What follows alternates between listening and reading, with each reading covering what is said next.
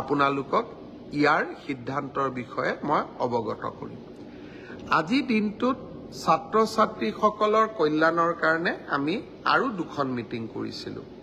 আমি প্ৰত্যেক বছৰে আনন্দৰাম বৰুৱা বঁটা দিওঁ উচ্চ মাধ্যমিক পৰীক্ষাত ভাল ৰিজাল্ট কৰা ষ্টুডেণ্টসকলক, আৰু হায়াৰ ছেকেণ্ডাৰী ছোৱালীসকলক ফাৰ্ষ্ট ডিভিজন পালে আৰু ষ্টাৰ পালে ল'ৰাসকলক আমি স্কুটি দিওঁ।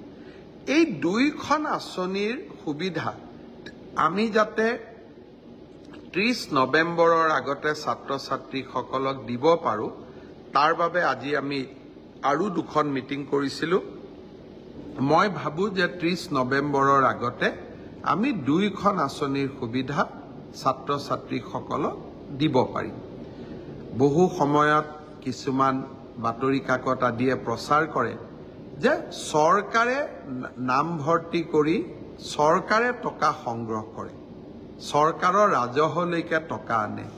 কিন্তু আজি আমি বিনামূলীয়া নামভৰ্তিৰ টকা মহাবিদ্যালয়সমূহক উভতাই দি আমি আকৌ এবাৰ প্ৰমাণ কৰিলোঁ যে